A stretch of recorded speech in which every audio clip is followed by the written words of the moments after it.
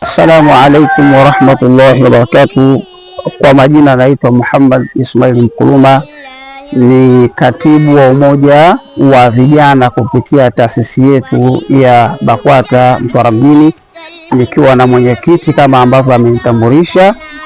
Napenda nami niwe miongoni mwa wenye kuwakaribisha katika Mikindani Tahfidhul Qur'ani Foundation, na kama ambavyo tulivyojipanga mwaka huu na kauli mbiu yetu inayosema Qur'ani ndio chimbuko la maadili na amani kwa umma wetu huu wa Kiislamu.